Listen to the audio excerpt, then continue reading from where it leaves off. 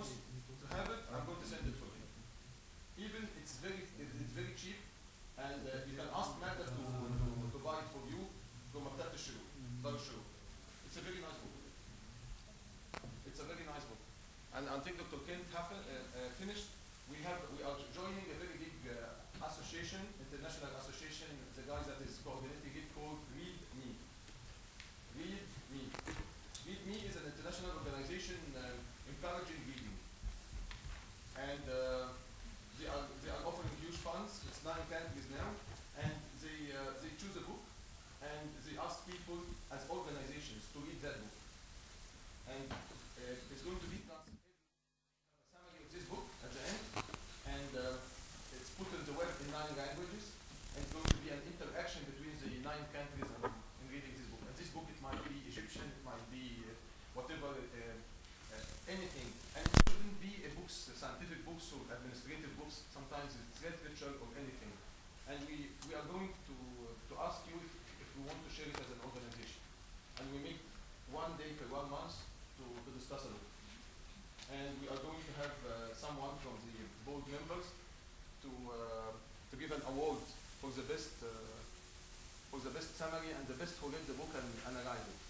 And it's going to be a very big prize. It's just for encouraging people to read. Read anything.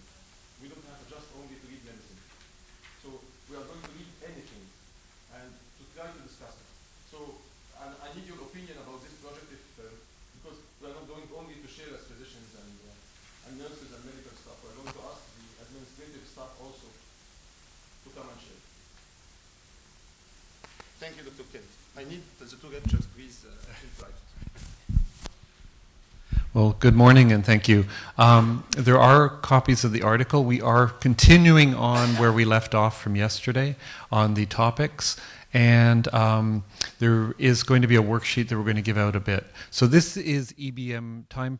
I'm sorry, Dr. Kent, but I just have to, if you go to the website, you're going to find today the first lecture is Dr. Kent. It's 4 days, voice and slides on the website.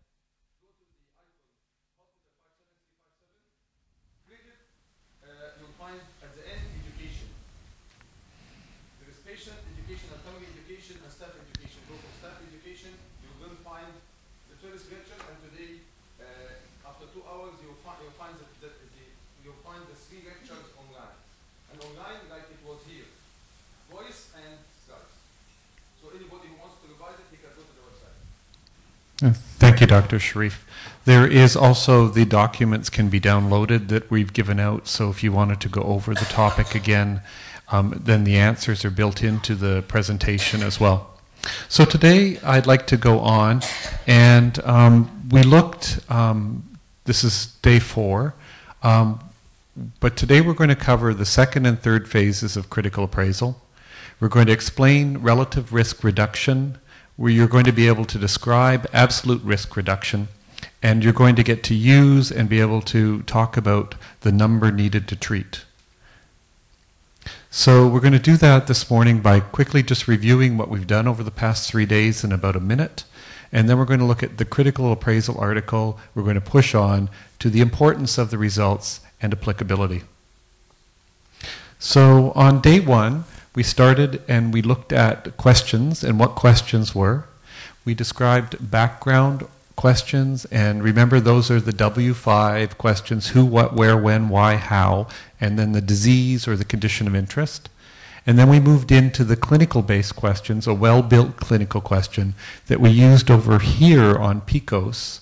So the patient, the problem, the population, the intervention, the comparison intervention, the outcome of interest, and the study design.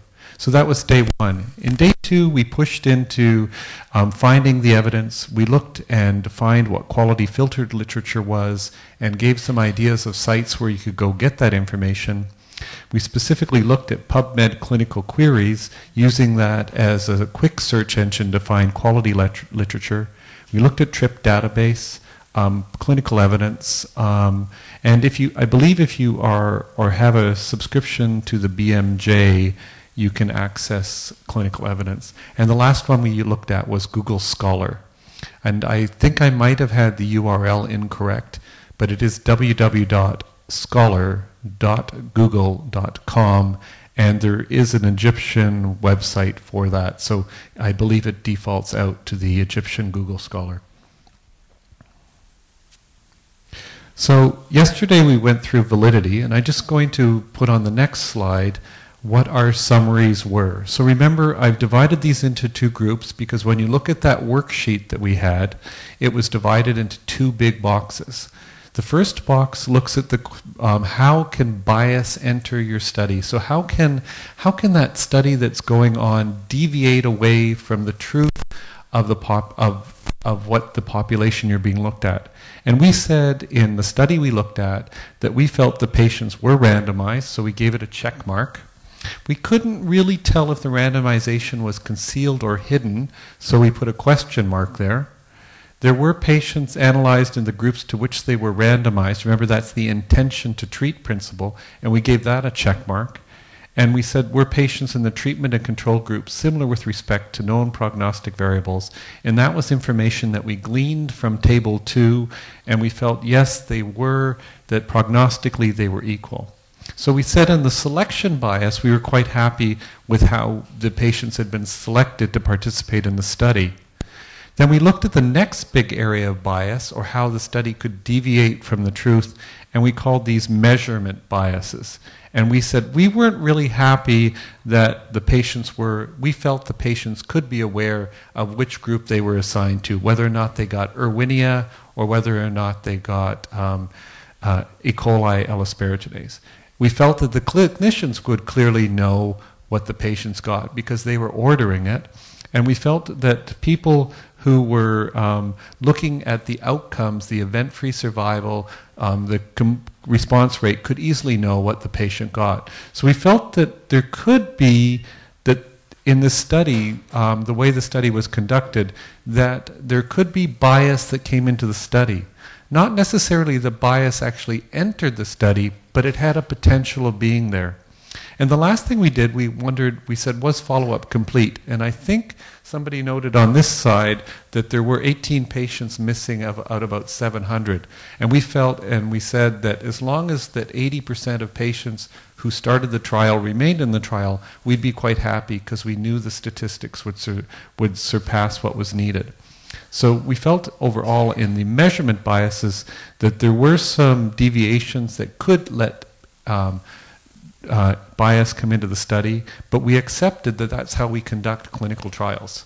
And we did feel the follow-up was quite complete. And overall, I think we scored somewhere about 7 to 8 out of 10 on the quality of the study.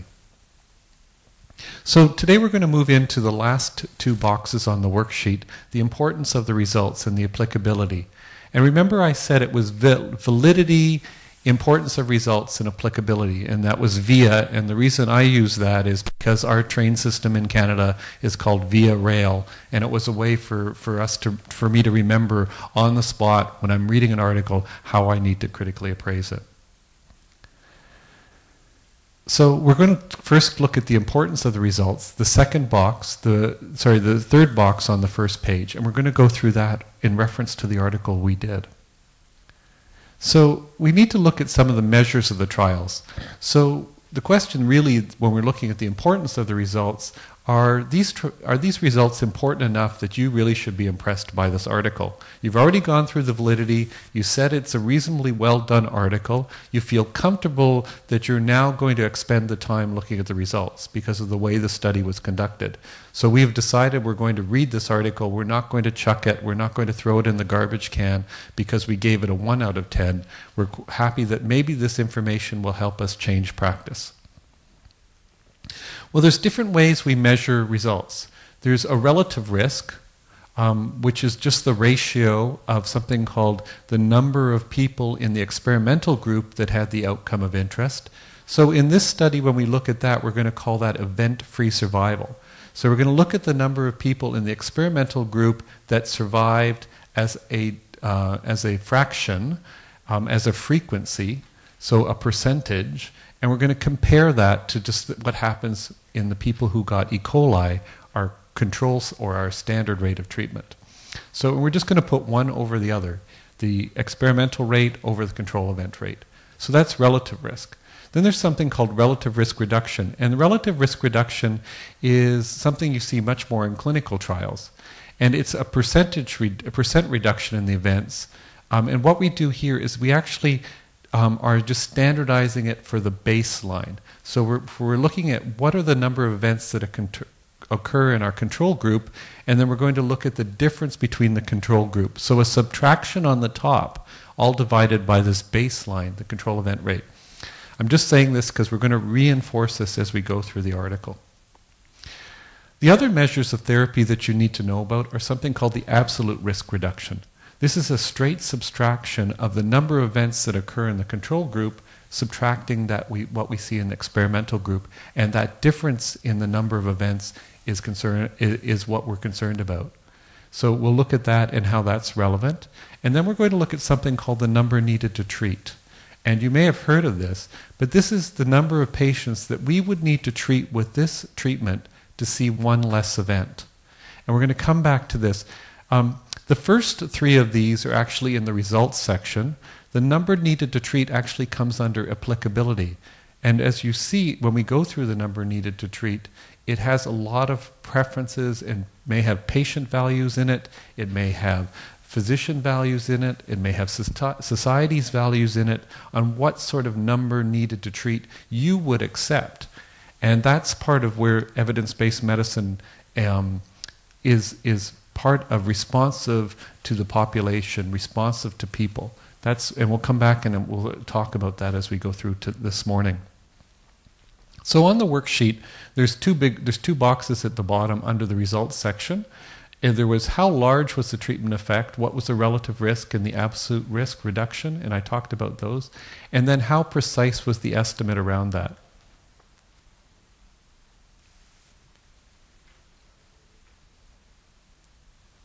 So as we go through these results and look for the importance of the results, we have to define first what is the primary outcome that these study people decided. So if you go into the methods section, and towards the end of the methods section, they say the primary endpoint was the event-free survival. Now they're reporting a CR at a lot, and they do use that to calculate this event-free survival, but that's the primary endpoint. So I encourage you, when you are thinking about the article, to check what the primary endpoint is.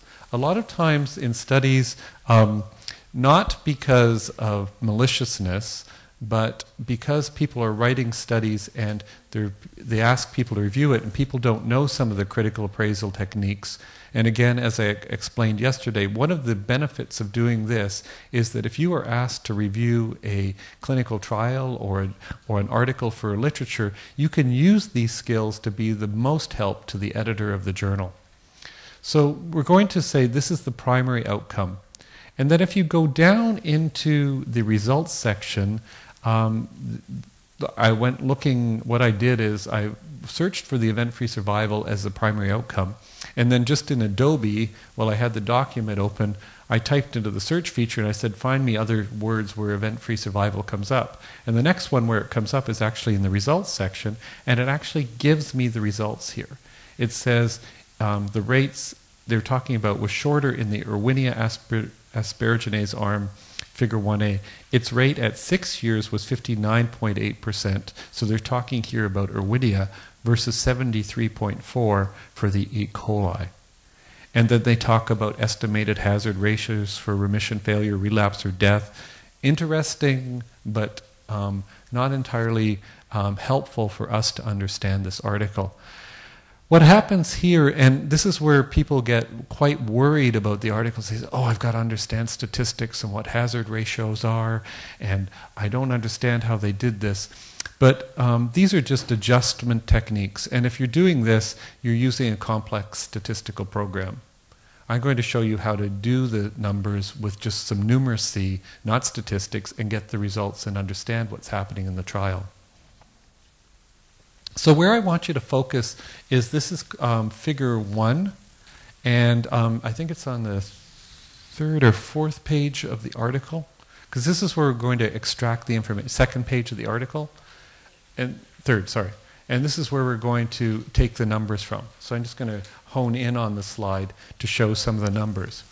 So at the bottom in the descriptor of this figure, there is, it says the solid line belongs to the E. coli L-asparaginase, and the dotted line belongs to the Erwinia L-asparaginase.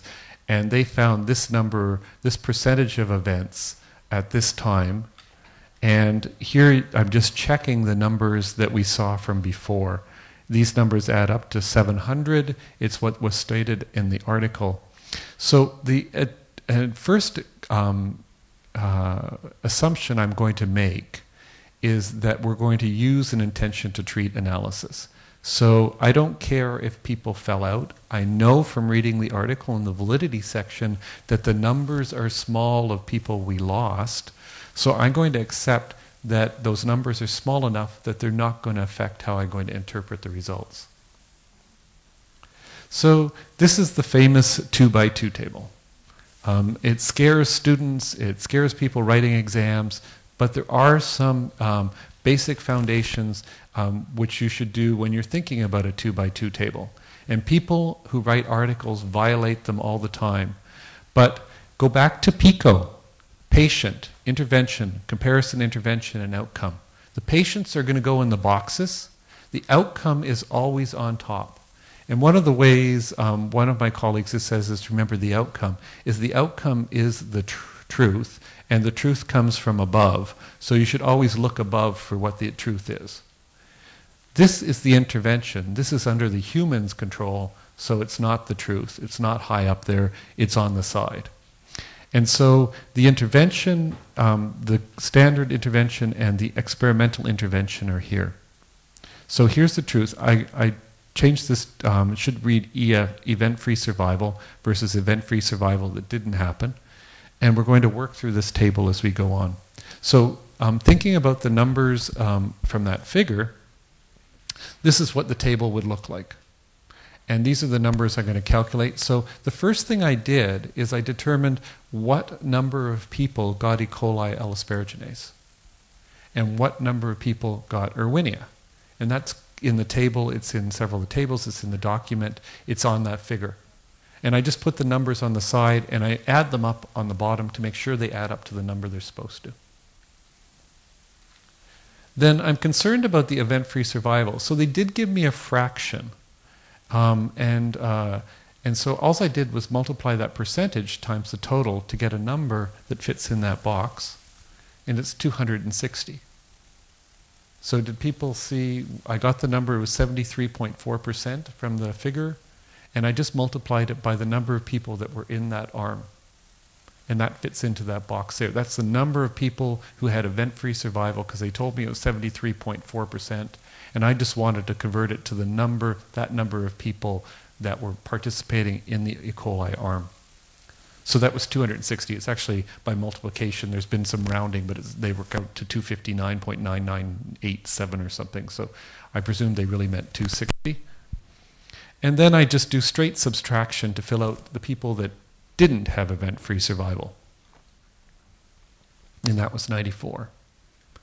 I did a similar thing taking the 59.598 and multiplying that by 346 and getting that number, 207. Did some simple subtraction again and ended up with 139. And then I just add up my numbers and check that these add up to 700 so that everything balances out and I haven't made a mathematical error.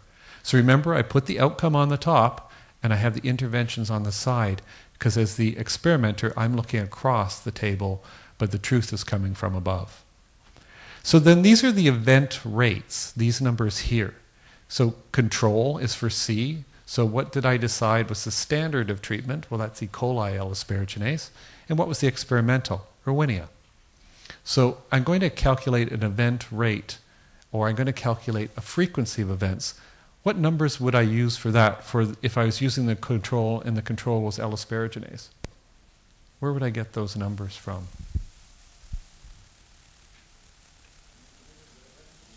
Yes, so what numbers would I choose here? Yep, and put it over 354 to make a frequency. Lo and behold, I just did all the math to convert that number out this way when they told me it was 73.6%. That's exactly what this is going to work out to. So let's just do the math. So 73.4, and I converted into a decimal versus a percentage. So I've done all this work to show you how to fill in the table, but actually the way the article was written and the abstract, the article's written, you could actually make the calculations without having to go through all the math steps. But I did want to spend the second setting up the 2x2 table for you to understand that. Similarly, for the Erwinia, the experimental drug in this situation, I just took 207 over 346, and lo and behold, is the exact percentage that I started with at the beginning. So that helps me understand that a lot of times the studies will give you the percentage, and you don't have to do a 2x2 table. You just have to figure out what the control drug is, what the experimental drug is, what is the frequency of events, and you can do all the rest of these calculations at that time. So these are the calculations that I talked. Remember I said this is a risk ratio. So it's just the ratio of the risk of developing that in the experimental group versus the risk in the control group, the baseline. And this is the relative risk reduction. So all I want to find is a reduction. What is the reduction in the risk? And put it over the baseline. And this is an absolute risk reduction. So I just want to get the absolute difference between the two, and I don't want to standardize it towards a baseline. And we'll go through those numbers, and then we're going to have an opportunity to work through a worksheet to try it again. So the risk reduction is 0.81.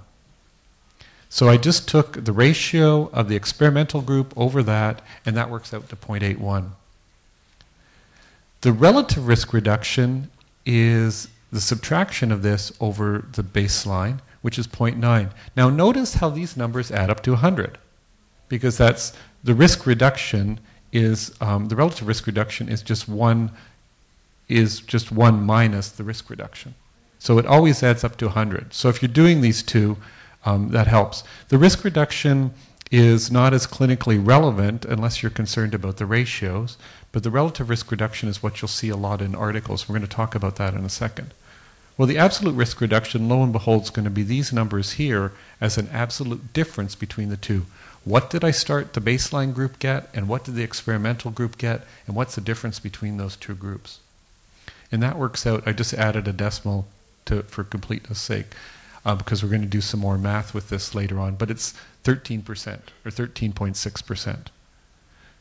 So that brings up to the question, I'm going to say the number needed to treat as well is just 1 over this absolute risk reduction, and it's going to be 7.4.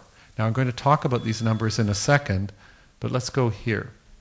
So these are the numbers that we had, and the relative risk reduction is the percent reduction in the events comparing the two. So that's here. And then we talked about the absolute to reinforce that. And now I want to move on to units of measure. Vivian, that other copy of the sheet, please, if you could hand that out, yes. Vivian's going to hand out a one-page sheet. It's double-sided. The first side is actually just some definitions to help you. This will also be posted on the website. Dr. Ahmed has told me, so I gave him this. But we're going to use the second side of the page where there's a cartoon, a picture, and we're going to do some numbers. And we're going to work through the numbers together. And this is just to show the relationship between the relative risk, the risk reduction, the absolute risk reduction, and the number needed to treat. And then we will talk about what those numbers mean.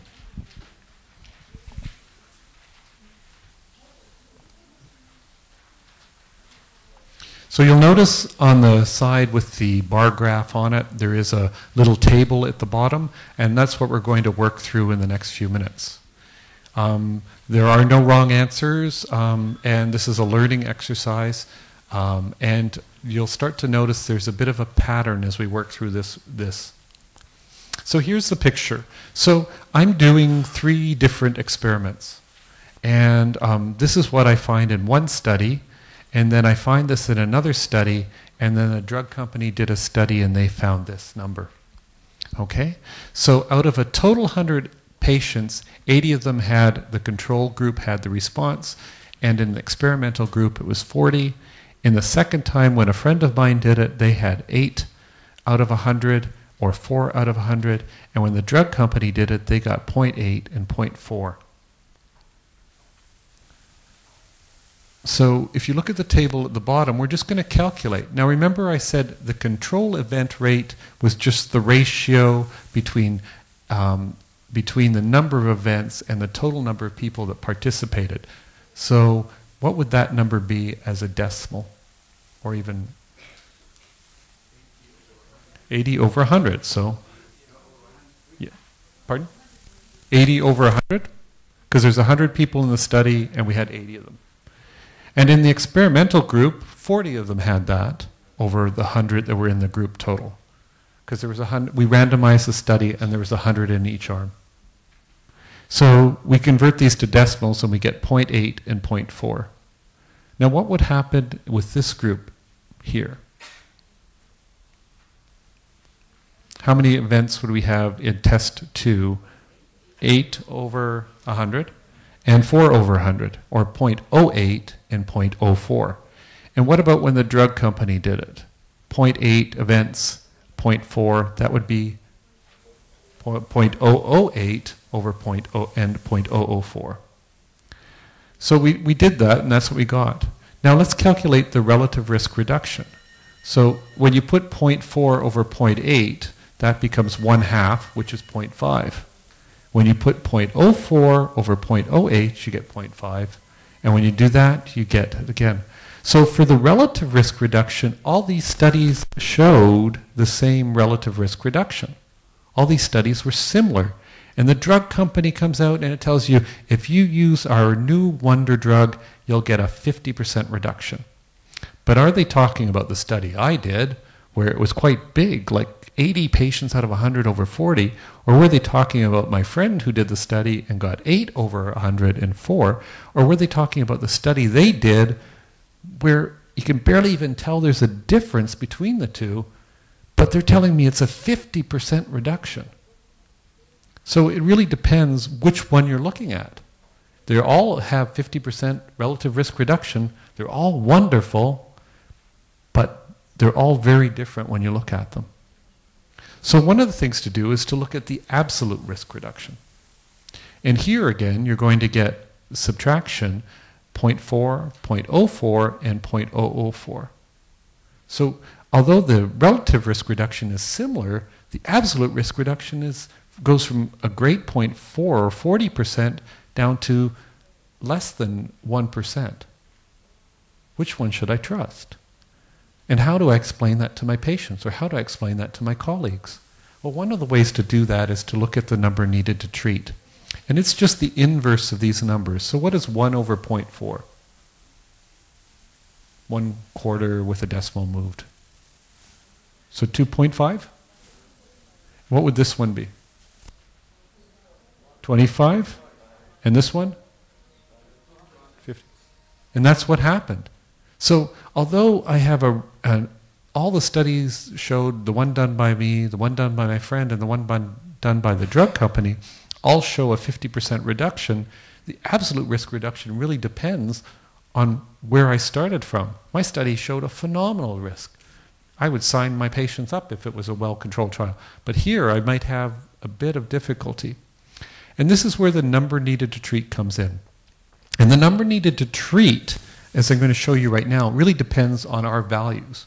And I might say this is treating or curing childhood cancer, or this is treating an infection, otitis media, and which number needed to treat I would accept will be quite different.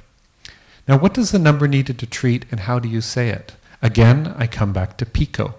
So among patients who received treatment A, I would need to treat 80 patients with I would need to treat 2.5, or we're going to call it 3 patients, with treatment A to see 1 patient get better, let me take this back to PICO because it'll help you.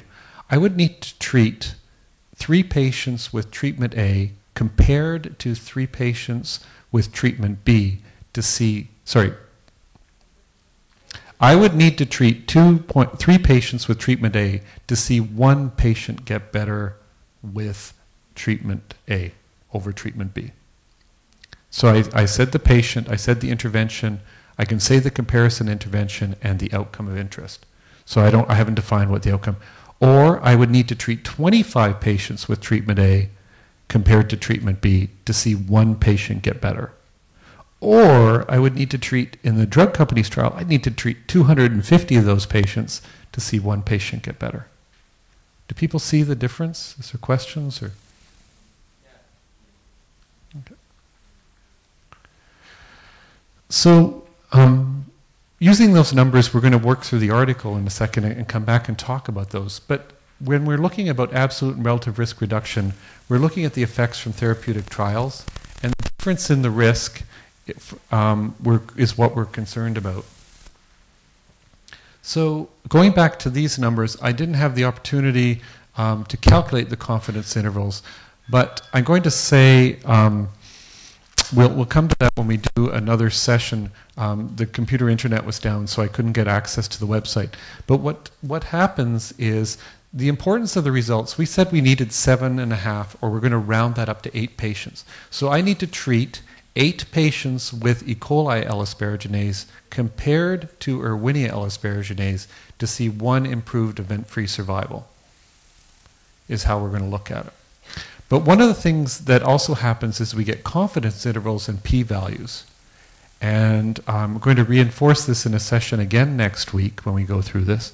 But the confidence intervals are a range around where your number needed to treat flows.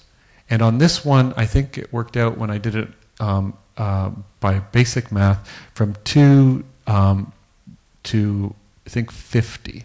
So I could have as few, I would need to treat as few as 2 patients to see one patient get better, one more event-free survival. Or I would need to treat as many as 50 patients to see one. And the p-value was statistically significant as well. But I'm going to come back to that. So confidence intervals are helpful because they give you a visual idea and a range. And this confidence interval is just, it's easiest to understand when you talk about how things are distributed. These are standard deviations from the side. And 95% falls in from here, from about just around -2 to +2, around the distribution. The reason the confidence interval is important is it gives us an idea of the precision. And the precision means, remember yesterday when we're shooting the arrow and we're trying to hit the target? And we're trying to hit the truth in the center? And when we hit the truth, then the study is valid. But now we're talking about the concept of precision. And we may shoot those arrows and get the picture where there's a conglomeration of arrows, but they're not on the truth. It's very precise, but it's not truthful. So there's 2 different concepts here. There's validity and then there's precision. Or I may have that clump of arrows right on the target, and then I have a study that is both valid and precise. Or I may have those arrows distributed all over the target unequally, and that's neither precise nor valid. Or I may have them distributed in a more tight format in a certain area where they are precise but not valid. The confidence interval you can calculate, but there is a website which I'll show you next week when the internet's a bit better, and we'll show how quickly it is to do that. And there's computer programs out there that will do this simply for you. As long as you set up the 2x2 table correctly, you can pump those numbers in, and I'll show that by slides next week. So what? Well, I'm going to pass this one and come back. We do anchor everything on this shrine of statistics of 0.05, but a p-value of 0.05 is an arbitrary decision which people have decided to accept as the standard. And it's hard to convey that when you're looking at it visual. We know that a p-value of 0.00005 is much stronger, but there's still a chance of random bias entering. So we do put a lot on it, but probably confidence intervals are more helpful. So a probability level, it's the likelihood between the difference between observed interventions that it could have risen by chance alone or random bias. And we arbitrarily set it at 5%. So we're going to go through the applicability, the last page now. And does the patient match, does a patient here at your hospital match the inclusion criteria of the study? So if you go back to the very beginning of the study, these were patients from across Europe who have childhood leukemia, who needed treatment. And do we have any reason to believe that pre-B cell ALL is different in Egypt from Belgium, from Canada? Not really. So I would accept that the patients were similar, and I don't really think there's any compelling reasons that this study should not apply to the patients I'm looking after who have childhood leukemia. Were the primary and secondary endpoints of the study? Well, we said we're concerned mostly of the primary endpoint, and that was event-free survival. There were some secondary ones in there, and they didn't use surrogate endpoints. They're actually, the one that's important to us is whether or not you're alive or dead afterwards. So there is truly no surrogate. They may have a surrogate endpoint. An example would be if you did a blood test that you could take at the very end of treatment, and that test may be a rough measure of whether or not you're going to live or survive. So maybe a MRD may be helpful in the time. It may be a surrogate endpoint that people are looking at. But it's the truth. What we really want to know is whether or not you're dead or alive after you've completed the study. And then lastly, notice that the number needed to treat is in the applicability section. Because I said where it was 2.5, 25, or 250, it makes a difference on which drug we're using, which treatment it is it primary ALL, is it relapsed ALL, is it relapsed ALL after a bone marrow transplant? I'm going to have different degrees of acceptance of number needed to treat. And then importantly, the last question is the reduction in the clinical endpoint worth the cost and risks? So we talked about that, we said that. And so, as I mentioned, we round that up to 8. And again, here's probably better than when I try to use my tongue to say things. Among children with ALL, I would need to treat 8 children with E. coli allosparaginase compared to Erwinia to see one more event-free survival. Now, for people, is that helpful? Is that number helpful? Is that going to change your practice if you were thinking of using Erwinia as frontline versus E. coli? Would you feel more convinced that if the drugs are very similar, that there'd be an increased chance of survival? No? Okay. Because the conclusion, and that's your choice. E. coli is the standard, it has stayed the standard, and people felt, and the conclusion of this study was they felt that they would stay with Erwinia, with E. coli, and not change over to Erwinia because of there's 8 patients, you only need to treat 8. They considered that number small to see one improvement. And so they were really just, this was a type of study reinforcing that E. coli should be your frontline study. So it's not bad, but again, what you're doing here is, if Erwinia was the other way around, and Erwinia you had to treat 8, you could argue that this would be a reasonable thing to do to switch patients over. What this study is doing is it just supports the standard of care.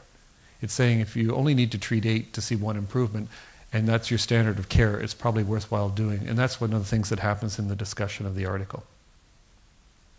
Remember, though, as you're walking through this, that those patients, those values that you had at the end should what you'd be discussing.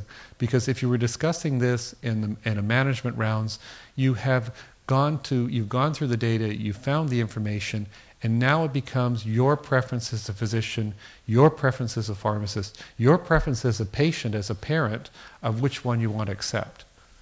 So you could say, in this situation, this study does support maintaining the standard of treatment using E. coli as the frontline drug.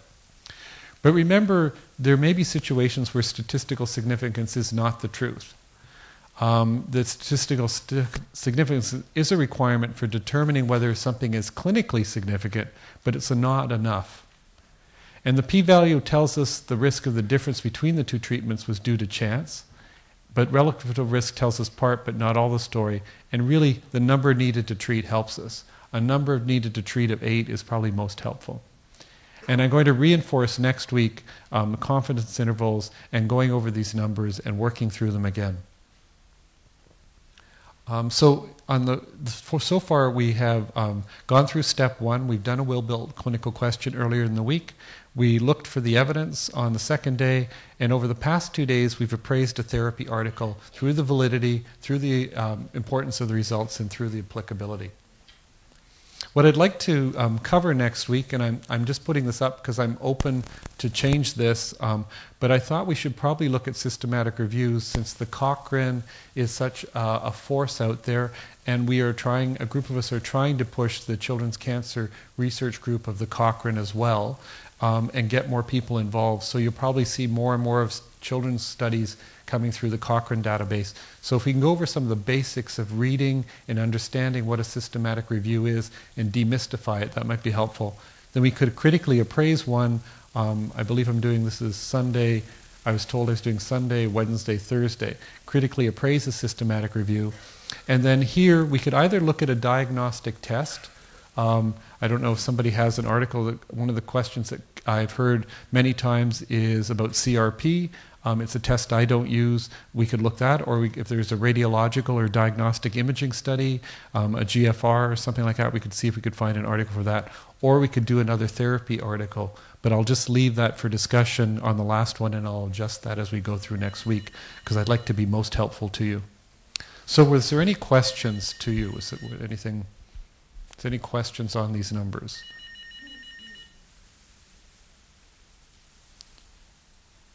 Okay, so we talked at the beginning that we would go through the second and third phases, and we'd call this the importance of the results, and we'd call this the applicability section. We explained relative risk reduction, and we showed how you can have a 50% reduction, but that's in a rate, and it could be quite different going back to the bar graphs. Then we talked about the absolute risk reduction, which is just a straight subtraction. And then we calculated number needed to treat. In our study here that we critically appraised, it was 8. And you've got the examples of 2.5, 25, and 250. And you can explain that to patients and use that in explaining to families that the reason I'm using E. coli L-asparaginase is because for every 8 children I treat with E. coli, I get one better event than if I had used the Erwinia. And I just want to say thank you very much.